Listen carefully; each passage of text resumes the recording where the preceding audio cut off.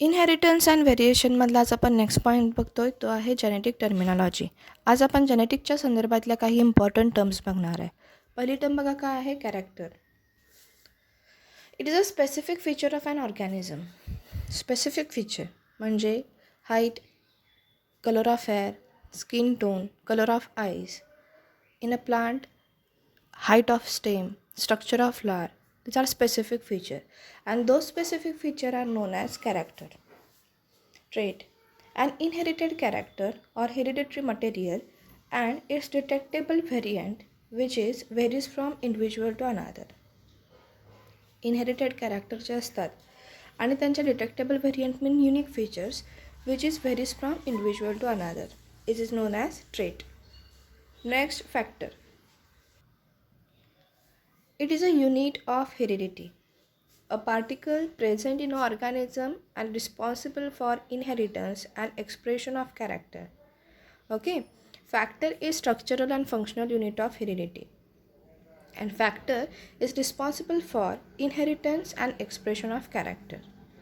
Factor determines genetical characteristic of the organism, and nowadays factors are known as gene. Next one, gene. A particular segment of DNA, it is known as gene, but all DNA are not a gene. ठीक आहे, particular segment जो असतो DNAचा त्यालाच gene म्हणतात, ज्याच्यावरती specific coding असलं पाहिजे. And gene is responsible for inheritance and expression of characters, same as factor.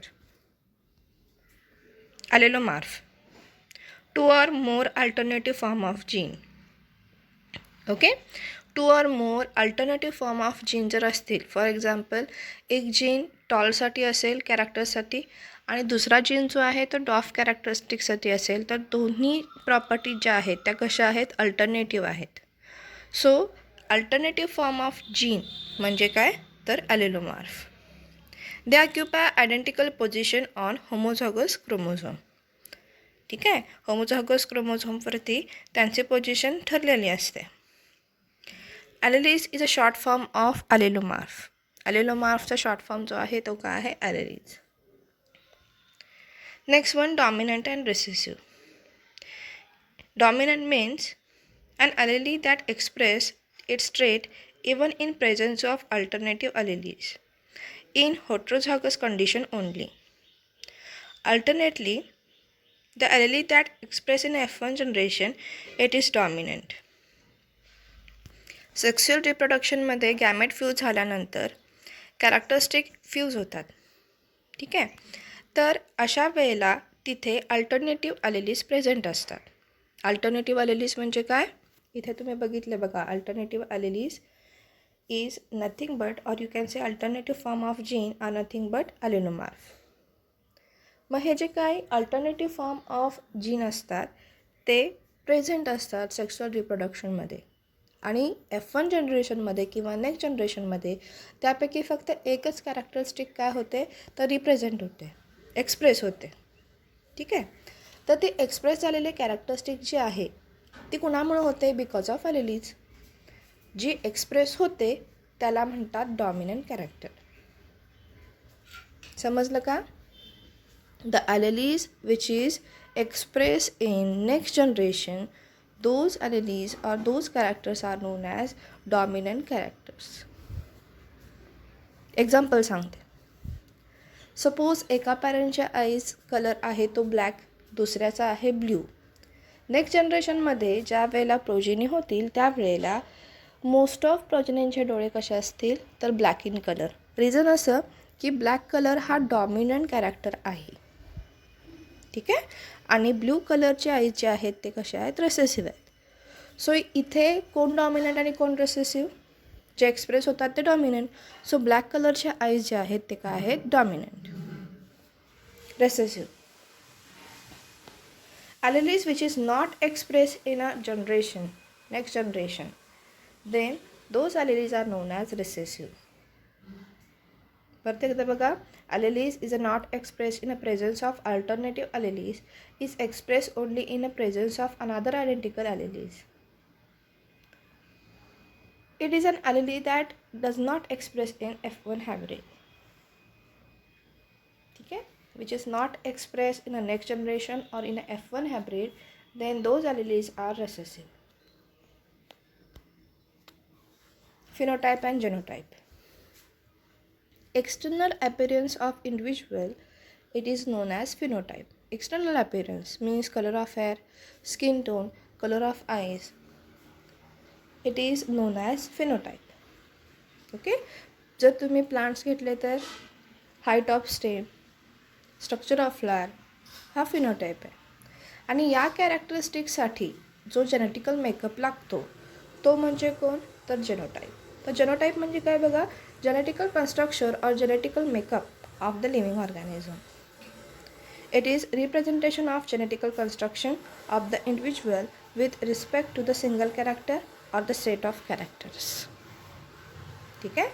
Phenotype means external appearance and genotype means genetical construction. Homozygous and heterozygous.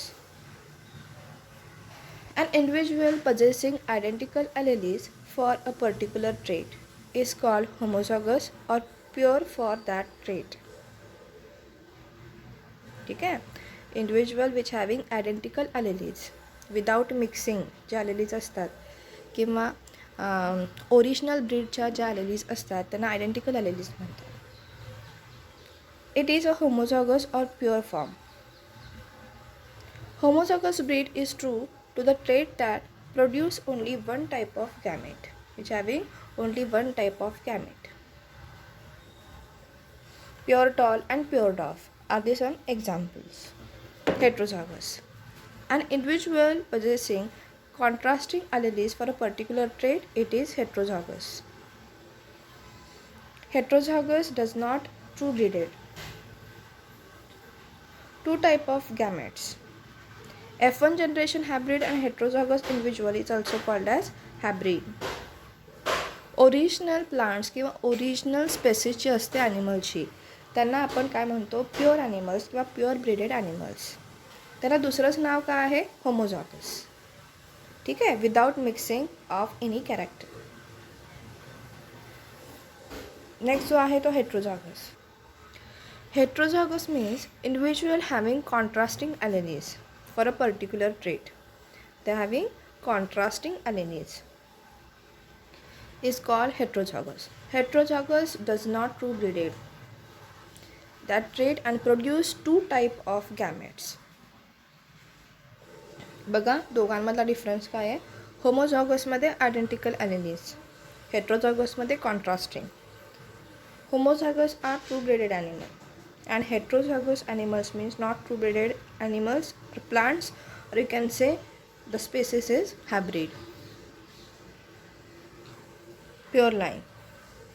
The individual or the population which is homozygous, or you can say pure breeded for one or more trait, it is pure line. Pure line म्हणजे काय, a group of animals which is homozygous or true breeded किंवा थोडक्यात hybrid नसणारे pure स्पेसिसच्या आहेत त्यांना तुम्ही pure line म्हणता. ठीक आहे. प्युअर लाईनमध्ये कोणतीही हॅब्रिड कॅरेक्टरिस्टिक नसते. इथे बघा होमोझॉगसमध्ये काय सांगितलं आहे, homozygous animals means they having identical alleles. हेट्रोझॉगसमध्ये कॉन्ट्रास्टिंग ॲलेलीज. प्युअर लाईनमध्ये काय असतं, the group of individual which having homozygous or true breeded. Plant which breeded true for the particular character or the animal which having particular character with identical alleles.